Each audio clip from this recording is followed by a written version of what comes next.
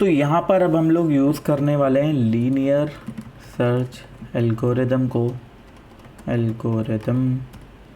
तो basically linear search algorithm आपकी क्या होती है? लीनियर सर्च एल्गोरिदम आपकी सर्च करने के लिए यूज़ होती है, तो हमें समझ आ गया, लेकिन ये काम कैसे करती है? तो मान लो एक मेरी एरे 1 2 3 4 5 6 7 8 9 10। तो यहाँ पे दो चीज़ हो सकती हैं। एक तो है कि मुझे ये पता लगाना है कि पर्टिकुलर एलिमेंट कौन से इंडेक्स पर आता है इस पूरी एरे में, या दूसरा हो सकता है मुझे ये पता लगाना हो कि वो इस एरे के अंदर एग्जिस्ट करता है या नहीं। ये दो केस बनते हैं। एग्जांपल में बात करता हूँ 5 की। लेट से मुझे ये पता लगाना है 5 इस एरे में आता है या नहीं। तो लीनियर सर्च के केस में हम लोग क्या करेंगे, पहले देखेंगे क्या पहले नंबर पर जो वैल्यू है वो 5 के इक्वल है, फिर हम सेकंड की चेक करेंगे, फिर थर्ड, फिर फोर्थ एंड सो ऑन, यानी कि एक फॉर लूप रन होगी। सिमिलरली अगर मैं यहाँ पे बात करता हूँ कि मुझे पता लगाना है 5 का इंडेक्स क्या है, इंस्टेड ऑफ रिटर्निंग ट्रू और फॉल्स मुझे रिटर्न करना है इसका इंडेक्स। तो दोनों ही चीज़ें हो सकती हैं। जैसा आपने देखा था इंक्लूड्स जो होता है हमारा एरे के अंदर, डॉट इंक्लूड्स, वो क्या करता है, वो रिटर्न करता है ट्रू या फॉल्स, लेकिन जो इंडेक्स ऑफ होता है वो रिटर्न करता है इंडेक्स। तो दोनों ही चीज़ों के लिए आप यहाँ पे बना सकते हो। हम यहाँ पे यूज़ केस क्या लेके चल रहे हैं कि मेरे पास एक यूज़र की एरे है। अब ये जो पर्टिकुलर एरे है, इस एरे के अंदर यहाँ से लेके यहाँ तक का मेरा एक यूज़र है, देन यहाँ से लेके यहाँ तक मेरा एक यूज़र है एंड सो ऑन।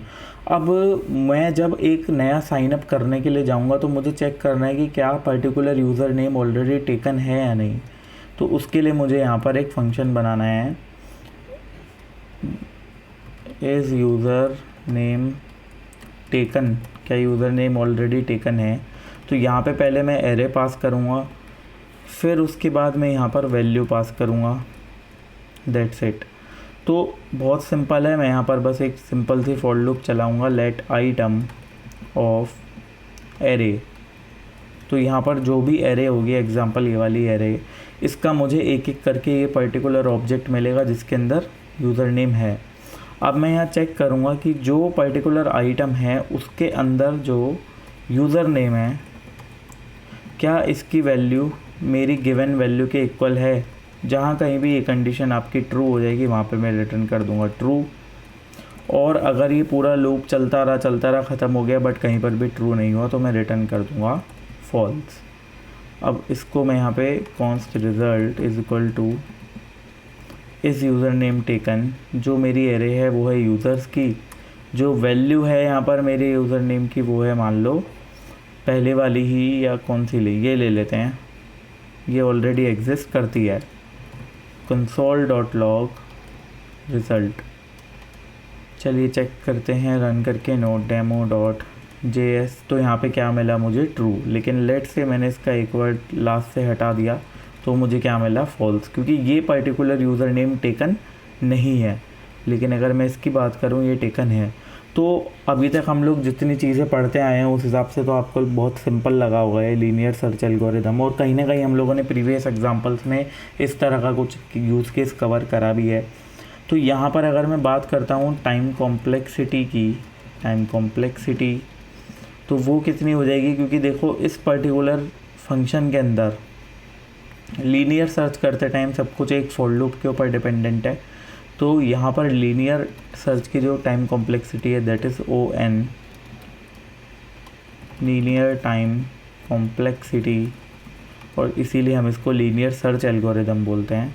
अब यहाँ पर अगर मैं बात करता हूँ बेस्ट केस की, तो वो क्या है कि जब मैंने इसको फर्स्ट टाइम रन करा तभी मुझे अपना यूज़र मिल गया, तो वो हो जाएगा O1।